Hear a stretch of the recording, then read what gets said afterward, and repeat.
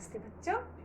ठीक है बच्चों, आज फिर आपका 5वीं कक्षा में स्वागत है। ठीक है, तो आज मैं ये जो पाठ है सबसे पहले पाठ का क्या करेंगे, इसको कंटिन्यू करेंगे। हमने पिछली कक्षा में पढ़ा था, इसे मैं पढ़ी थी और मैंने इसका क्या किया था, भावार्थ भी मैंने बताया था। कविता को मैं स्वर वाचन की मैंने किया और इसका भावार्थ भी मैंने बताया था।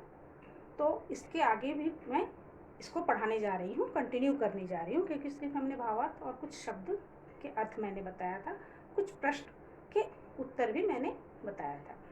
तो आज इस पाठ को आगे करने के पहले हम क्या करेंगे, थोड़ा रिवीजन कर लेते हैं, पुनरावर्तन। ओके, कि हमने पिछली कक्षा में क्या क्या पढ़ा।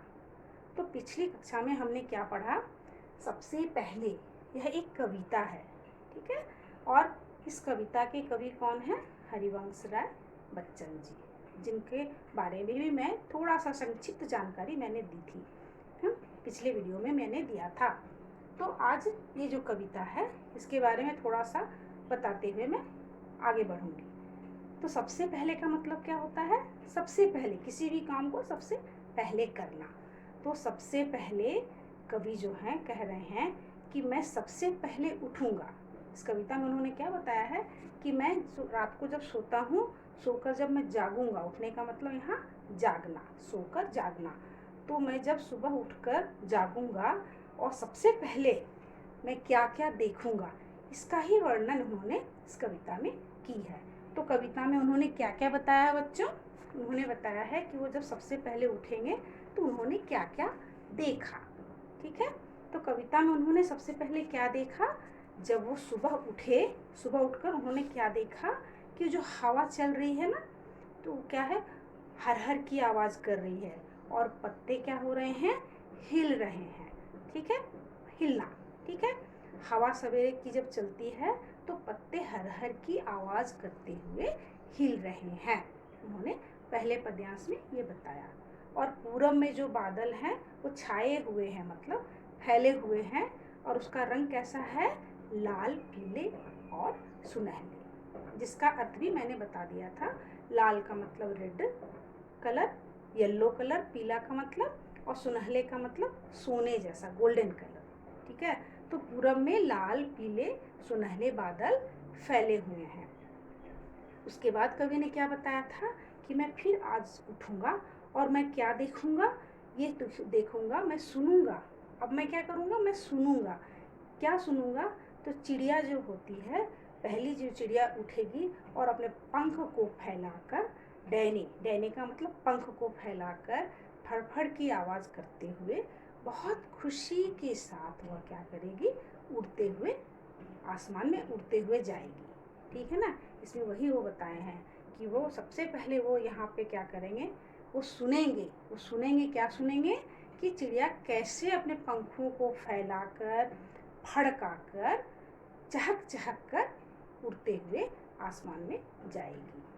ठीक है, और उसके बाद वही सेम पंक्ति आई है, पूरब में फैले बादल लाल, पीले, सुनहले। ठीक है ना, तो पूरब में कैसे बादल फैले हुए हैं, लाल, पीले, लाल और सुनहले रंगों के। और उसके बाद उन्होंने क्या बताया, सबसे अंत में उन्होंने बताया कि आज मैं उठूंगा और मैं क्या करूंगा, सबसे पहले जो जो मैंने देखा था और सुना था वो सारी बातें मैं क्या करूंगा, सभी अपने मित्र और अपने घर के लोगों को, परिवार वालों को मैं बताऊंगा कि आज मैंने क्या देखा, क्या सुना।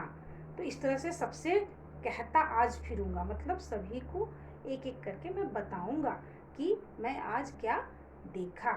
तो सबसे पहले वो बताएंगे कि जब मैं सुबह उठा तो मैंने देखा कि हवा चल रही है, बहुत सुंदर ठंडी ठंडी हवाएं चल रही है, और उस हवा के चलने से क्या हो रहा है, पत्ते सब हिल रहे हैं। किस तरह से पत्ते हिल रहे हैं उसका वर्णन वो करेंगे।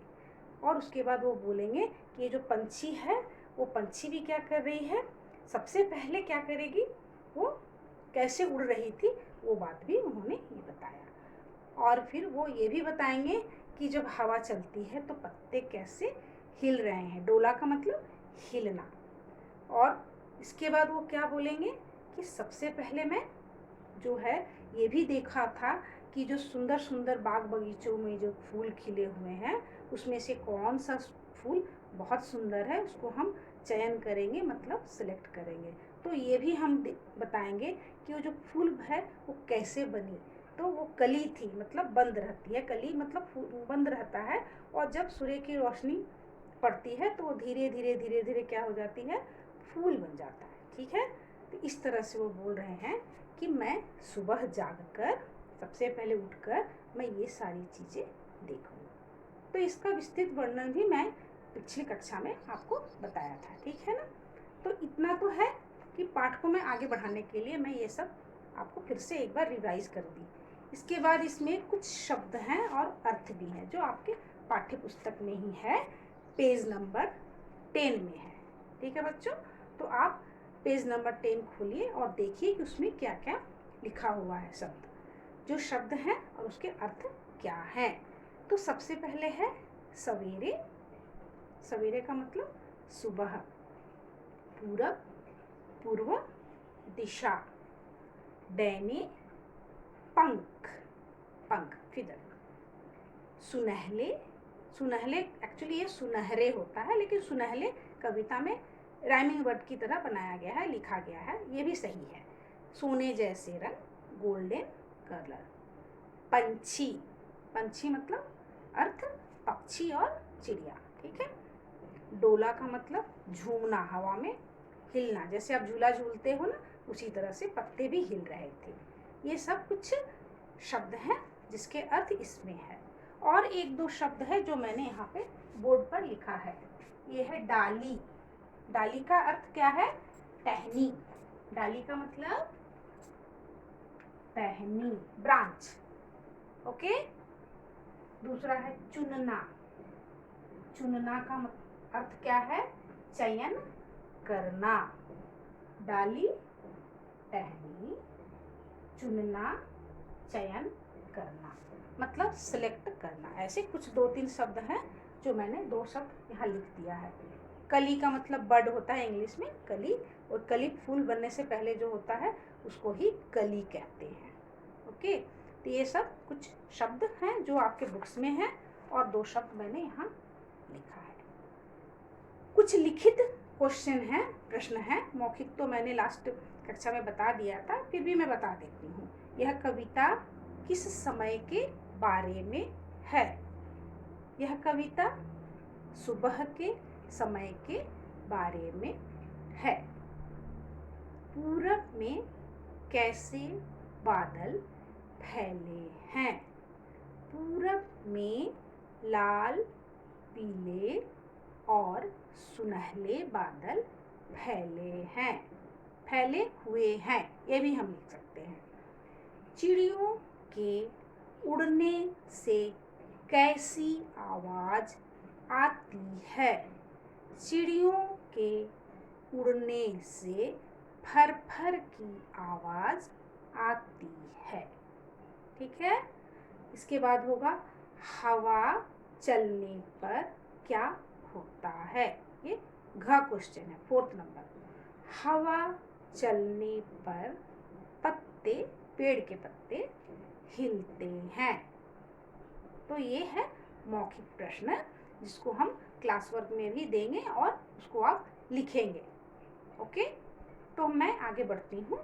कुछ क्वेश्चन है लिखित जो हमें इस पाठ्य पुस्तक में ही लिखना है। ओके, तो क्वेश्चन है, कवि सबसे पहले क्यों उठा है?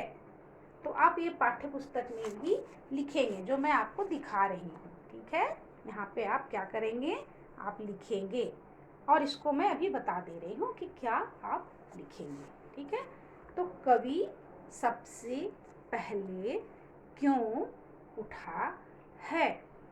कवि प्रकृति की सुंदरता को निहारना चाहते हैं।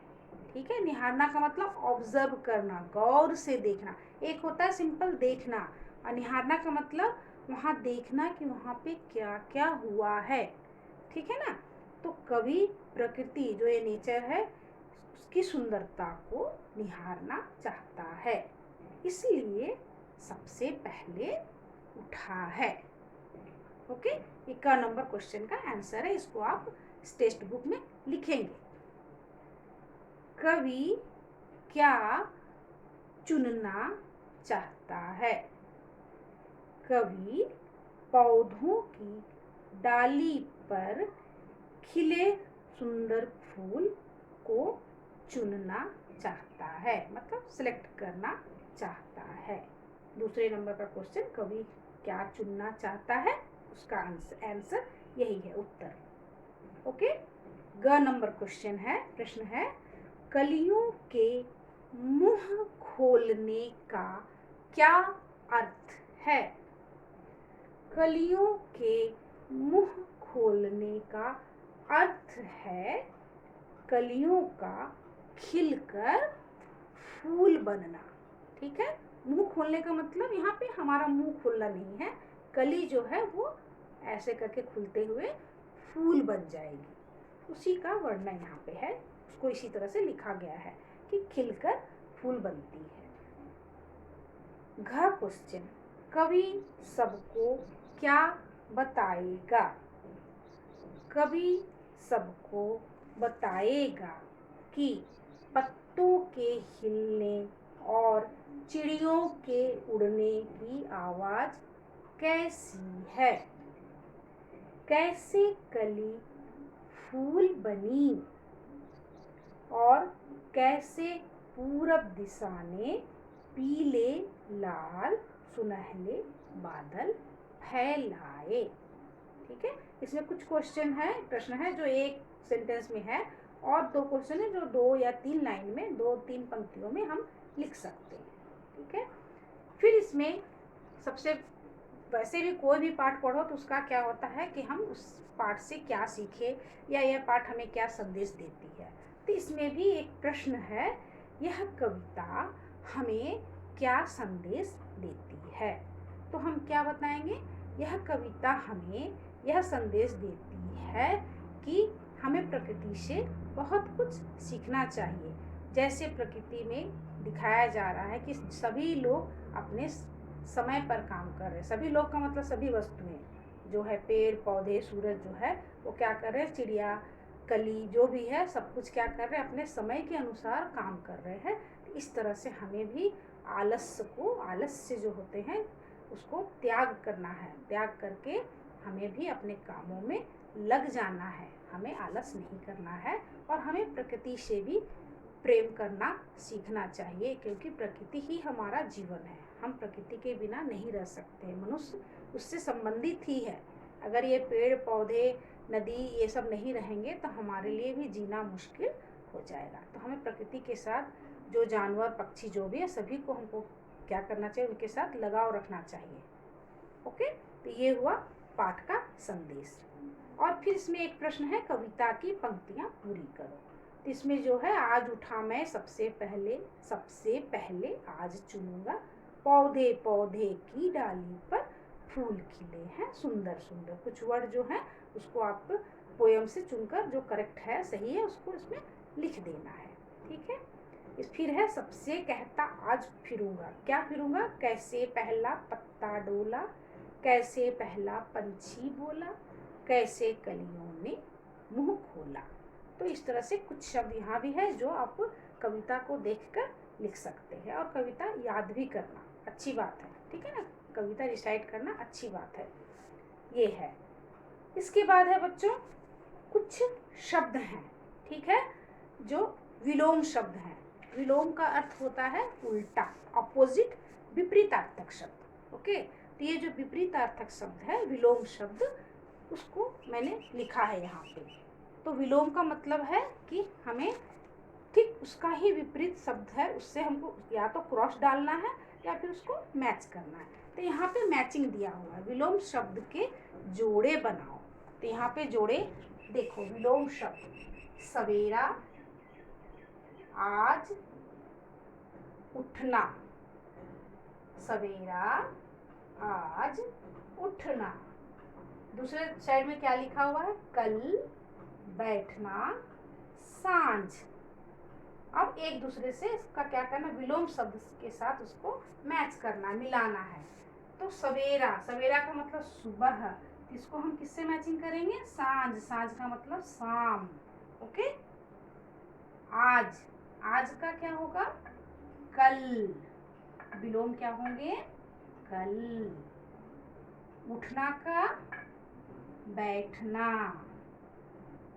ठीक है, तो ये विलोम शब्द यहाँ पे जोड़े मिलाने के लिए कहा गया है। ठीक है, अगर आपको बोला जाएगा कि आप लिखिए तो आप यहाँ पे क्रॉस मार्क डालकर लिखेंगे, लेकिन यहाँ पे ऑलरेडी लिखा हुआ है तो हम सिर्फ क्या करेंगे? मैच करेंगे, जोड़े बनाएंगे। तो ये सब है विलोम शब्द हैं। ओके, और कुछ हैं तुक वाले शब्द हैं। ठीक है, यहाँ पे देखो दिया हुआ है क्वेश्चन नंबर, पेज नंबर 11। तो यहाँ पे है कुछ शब्द हैं जिसको समझना है कि हम इसको कैसे लिखेंगे। ठीक है, हर हर फर फर तो है ही तुक वाले शब्द, लेकिन यहाँ पे है कि उसको हमको लिखना कैसे है। उदाहरण है जैसे पौधे पौधे, पौधे पौधे का मीनिंग क्या होगा? हर पौधे। इस तरह से एक और शब्द है पल पल, पल पल का मतलब है हर पल। दिन दिन, उसको हम क्या बोलेंगे? हर दिन। ओके, इस तरह से आप इसमें भी लिखेंगे, अभ्यास कार्य करेंगे। धीरे धीरे, बहुत धीरे। फिर इसका इसी तरह से हम क्या लिखेंगे? पीछे पीछे, बहुत पीछे। सुंदर सुंदर, बहुत सुंदर। ठीक है, इस तरह से हम इस कार्य को करेंगे। और एक है भाषा ज्ञान में कि ये शब्द जो है इसमें से अलग जो अर्थ वाले शब्द है उस पर हमको सर्किल करना है। जैसे यहाँ पे लिखा हुआ है हवा, पवन, वायु, खुशबू। इसमें क्या है? हवा, पवन, वायु, ये तीनों का मीनिंग एक ही है। हवा, पवन, वायु दो सभी क्या है? समान अर्थ है। तो खुशबू, खुशबू क्या है? अलग है। उस अलग शब्द को हमको क्या करना है? सर्किल कर देना है। इसी तरह से है फूल, सुगंध, पुष्प, कुसुम। फूल, सुगंध, पुष्प, कुसुम। इसमें फूल, पुष्प, कुसुम ये तीनों समान अर्थ है, तीनों का मीनिंग एक ही है, फ्लावर। सुगंध, सुगंध जो है ये अलग है, तो इसमें हम क्या करेंगे? सर्किल कर देंगे। ठीक है, इसके बाद है तीसरा पत्ता, पत्र, पात, जड़।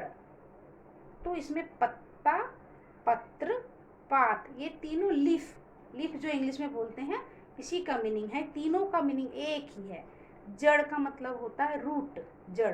तो ये अलग शब्द है, इसमें हम सर्किल कर देंगे, गोला लगा देंगे। ठीक है ना, ये सब पर्यायवाची शब्द, समान अर्थ जो भी समझो वही सब है, समझ रहे हो ना। फिर है सवेरा, सुबह, संध्या, प्रातः काल। तो सवेरा, सुबह, प्रातः काल ये तीनों पर्यायवाची एक दूसरे के हैं, समान अर्थ है।